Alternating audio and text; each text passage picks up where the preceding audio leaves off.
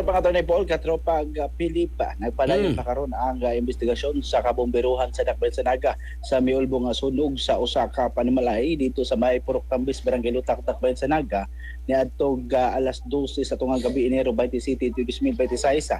Ang Naga City Fire Station nakadawat sa maong alarma alas 12:44 sa tungang gabi. Din gisaka dayon kini sa unang alarma sa alauna 2 sa kadlaw na gikumpate sa mga may responde nga bombero ang nagdilaab nga panimalay. Di na kontrolar kini sa alauna 7 o gideklarar kini nga fire out sa alauna 15 na sa kadlaw na. Ang kabomberuhan sa Dakbayan sa Naga walay natala nga samdan o napaso sa maong sunog. Ang maong sunog nagbilin og 30,000 pesos nga danyos. Hangtod karon nagpadayon paghapon ang investigasyon na sa kabomberuhan kung unsay hinungdan sa maong sunog. Mga katropa, ayaw kalimot kanunay sa pag-inom og Santon Plus Kapamix kay kini adunay busumaringa og suya powder. Santon Plus Kapamix kape na tambal pa. Alang sa nakahusang Pilipino para sa Pilipinas, inyong katropa Justin Loyungko, X sa News. XFM Report.